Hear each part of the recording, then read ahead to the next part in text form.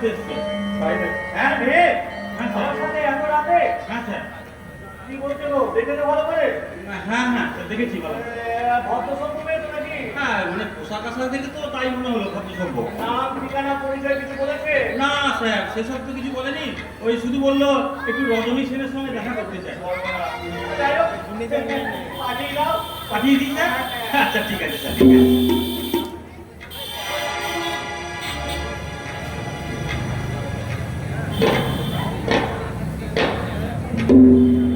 নমস্কার। আপনাকে তো আমি ঠিক চিনলাম না ম্যাডাম। আপনি আমাকে চিনবেন না। আমার নাম বনলতা রায়। আপনার ছেলে শঙ্কর, শঙ্কর আমার পরিচিত। ও হ্যাঁ, আমি শঙ্করের সাথে একটু দেখা করতে চাই। এই তুমি শঙ্করকে কি কতদিন ধরে চেনো? তা প্রায় 2 বছরের ওপর। কিভাবে? কলকাতায় আমরা পাশাপাশি বসবাস করতাম। তারপর সামনে কেন বলো? তারপর তারপর কথাটা না হয় আপনি কাকে জিজ্ঞেস করবেন? তাহলে তুমি আমার কাছে কেন ছুটে এসেছো? শঙ্করের সাথে দেখা করতে। শঙ্করের সঙ্গে দেখা এখন হবে না, সে বাংলার বাইরে। সে কি? কিন্তু কিন্তু আমার তো দেখা করা খুব দরকার। মাসখানেক পর এসে দেখা ঠিক হয়ে যাবে। আর কোনো কথা আছে? কথা তো অনেক আছে, কিন্তু কিন্তু এই তুমি পরিষ্কার পরিচ্ছন্ন করে কথা বলো তো, কি বলতে চাও? আমার মা আমার মা যখন মৃত্যুসজ্জায়, শঙ্কর তখন আমার হাত ধরে কথা দিয়েছিল। Stop that nonsense! ইন্দ্রামের জায়গা পাবে না। বলি বলি কতদিন ধরে এসব চালাচ্ছ? আপনি এই মুহূর্তে চাইলে আমাকে আরো অনেক অপমান করতে পারেন, তা আমি গায়ে মাখবো না। কিন্তু অন্তত আমার মায়ের কথা ভেবে। এটা ভেবে যাও। একটা কথাও তোমার আমি শুনতে চাই না। তুমি তুমি এই ধরনের ব্যবসা রজনী সেনের সঙ্গে করতে এসো না, বুঝলে? কি হলো? কোনো ভদ্র মেয়ে তার আত্মসম্মান নিয়ে জুয়া খেলে না। কি বললে? ভদ্র? আগে আগে ভদ্র কথাটা ঠিক করে বানান করতে শেখো, তারপর না হয় মুখে আনবে। কিন্তু কিন্তু শঙ্কর যে আমাকে বিয়ে করেছে। Stop it! তোমার তোমার এখানে একটা মুহূর্ত দাঁড়ানো আমি অপেক্ষা করবো না। বেরিয়ে যাও, বেরিয়ে যাও, বেরিয়ে যাও এখান থেকে। দাঁড়াও, এই, একটু দাঁড়াও। দাঁড়াও, কাগজটা কোথায়? দাঁড়াও। তুমি যাওয়ার আগে এই কাগজে একটা সই করে দিয়ে যাও। কাগজ? সই? কেন? হ্যাঁ হ্যাঁ, যে খেলা তুমি শুরু করেছো তার মোকাবিলা তো আমাকে আইনসঙ্গত পথেই করতে হবে, তাই না? তার মানে?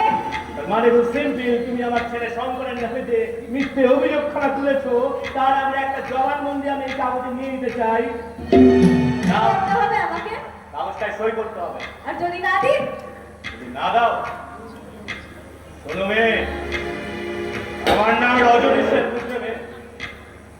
বহু কষ্টে গড়ে তোলা আমার মান, সম্মান, আধিপত্য এত সহজে আমি নষ্ট হতে দেব না। কিন্তু শঙ্কর যে আমাকে বিয়ে করেছে, তাকে আমি কাগজে সই করলেই মিথ্যা হয়ে যাবে। মিথ্যে কথা! তুমি আমার সঙ্গে জালিয়াতির ব্যবসা করছো। ওই শব্দের অর্থ আপনার জানা থাকলেও আমার জানা নেই। কোনো ভদ্র মেয়ে তার আত্মসম্মান নিয়ে জুয়া খেলে না। তার মানে তুমি এই কাগজে সই করবে না, তাই তো? এখন অব্দি আমার তাই ভাবনা। তুমি কি আমাকে ব্ল্যাকমেইল করতে চাও?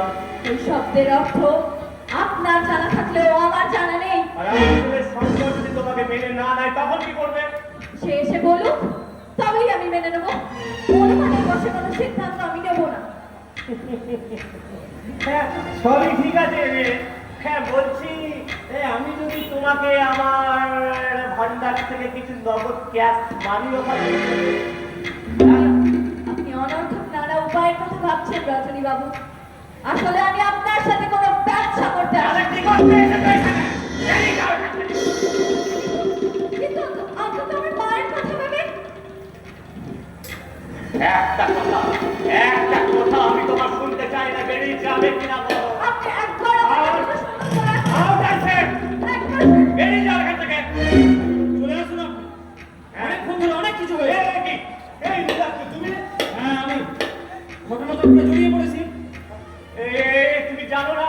এই ধরনের মেয়েগুলো কতটা ভয়ঙ্কর তুমি জানো না নীলাব্জ?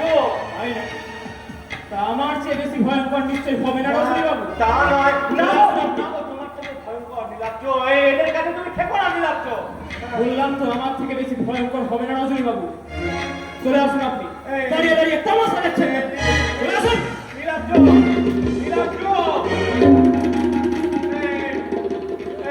মহেশ, ও মহেশ, মহেশ, কি হয়েছে? তোমার সন্তান মেয়েটাকে ঢুকিয়ে, কি হয়েছে স্যার? হ্যাঁ? কি হয়েছে? বলছে আমার ছেলে সম্পর্কে সে চেনে, হ্যাঁ, বলেন কি? এবার তাকে নাকি বিয়ে করেছে। ছি, তা মেয়েটি এখন কোথায়? চলে গেছে মহেশ। ওহ, আপনি তাকে যেতে দিলেন কেন স্যার? যেতে কি আর দিয়েছি, দিতে বাধ্য হয়েছে মহেশ।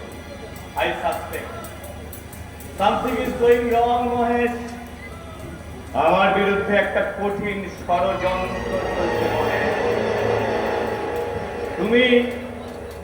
তুমি নীলাব্জের উপর কড়া নজর রাখো, আর শোনো, তুমি শঙ্করকে খবর পাঠাও যেন কালকেই ট্রেন ধরে সেটাকে ফিরে আসে। বাকি ব্যবস্থা আমি করে দিচ্ছি। নীলাব্জের উপর নজরটা রাখতে কিন্তু ভুলো না মহেশ। প্রয়োজন বললে না মহেশ, প্রয়োজন করলে মেয়েটাকে